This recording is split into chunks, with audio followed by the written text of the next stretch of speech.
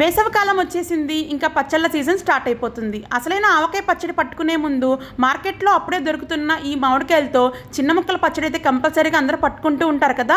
ఇవి ఒక 2 తీసుకొని క్లీన్గా వాష్ చేసి పైన తడి లేకుండా తుడిచేసుకొని చిన్న ముక్కలుగా కట్ చేసేసుకోండి. స్టవ్ వెలిగించి ప్యాన్ పెట్టుకొని 1 స్పూన్ మెంతులు, 2 స్పూన్లు ఆవాలు వేసి ఆవాలు చిటపట్లాడేటట్టు వేయించుకొని మెత్తని పౌడర్ లాగా మిక్సీ పట్టించుకోండి.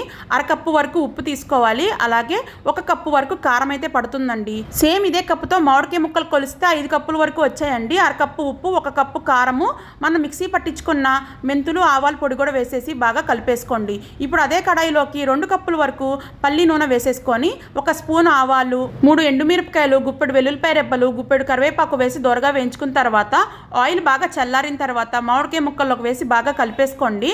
మరుసటి రోజుకి ఈ విధంగా ఆయిల్ అంతా పైకి తేలుతుందండి. ఒకసారి అయితే బాగా కలిపేసుకొని వేడి వేడి అన్నంలోకి వేసుకొని తింటే సూపర్ టేస్టీగా ఉంటుందండో ఈ పచ్చడి.